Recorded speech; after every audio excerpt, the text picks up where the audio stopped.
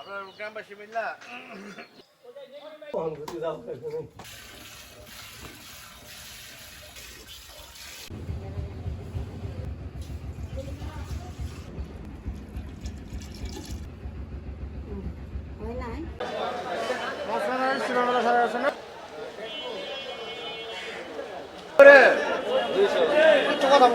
কম কত করে 200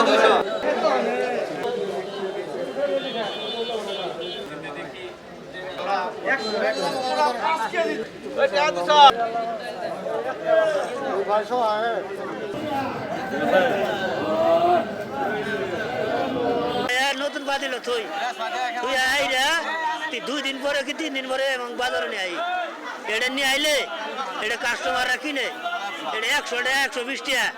বিভিন্ন দিন আমরা আমার চাচার বাপেরা আমার বাপেরা মানে সবাই দই বানায় বেছে বিভিন্ন দই আলাদা খুব সুন্দর দই হয়।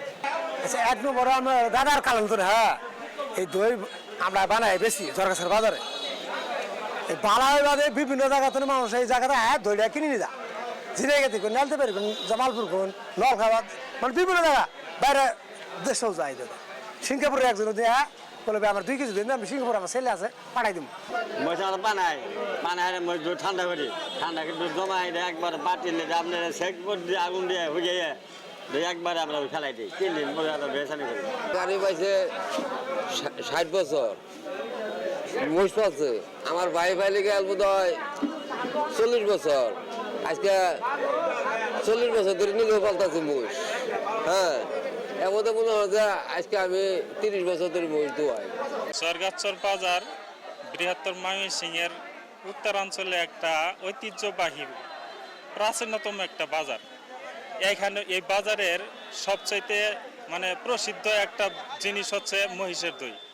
এই অত্র অঞ্চলের লোকে নিজেরাই মহিষ পালন করে এবং কি নিজে হাতে মহিষের দই উৎপাদন করে।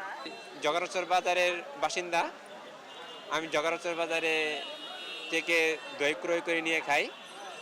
আর জগারচর বাজারের দইটি গামছা পাতা দই যেরকম সেরকম দই হয়ে থাকে। কিছু একটা বাজার ঝগড়াছড় বাজারের দই অনেক ভালো দই আমাদের পূর্বপুরুষেরা দই এখানে বিক্রি করত বা আমার নানা শামসুল হক মাস্টার বা আমার মামা আছে এখন আলাল মামা তিনিও দই বিক্রি করেন। এখানে দই অনেক ক্রাইসিস 12টার মধ্যে যদি ক্রেতারা আসেন তাহলে দই কিনতে পারবেন আর যদি না আসেন তাহলে আসলে দই ওই রকম ভালো দই পাবেন না আপনারা। জগদলপুর বাজারটা ঐতিহ্যবাহী একটা বাজার এখানে দইয়ের মানটা খুবই ভালো তাই দূর দূরান্ত থেকে ক্রেতা বিক্রেতারা এখানে আসে আর আমিও নিজেও আসছি। আর এখানে মোটামুটি প্রতি সপ্তাহে দই পাওয়া যায় শুক্রবার শনিবার এবং বুধবার করে দই পাওয়া যায় আর এটা প্রসিদ্ধ হাট আর এই হাটে মোটামুটি দাম মোটামুটি ঠিক আছে বাজারজাত হিসেবে 200 টাকা কেজি। আর এখন ঈদের সময় রোজার সময় এই জন্য দইটা একটু দাম বেশি চাহিদাও বেশি দামও বেশি। বাজার এটা তো দইয়ের মধ্যে দই ভালো এই জন্য আর কি আমরা নিয়ে যাই। আমরা জানি যে দুধে থাকে ল্যাকটোজ এই ল্যাকটোজকে ফার্মেন্টেশনের মাধ্যমে টক দই তৈরি হয়ে থাকে এবং এই টক দইয়ে শুধু যে ল্যাকটোজ ফার্মেন্টেশন করে যে ল্যাকটিক অ্যাসিড তৈরি হয় সেটা না এর মধ্যে অনেক প্রোবায়োটিক আছে।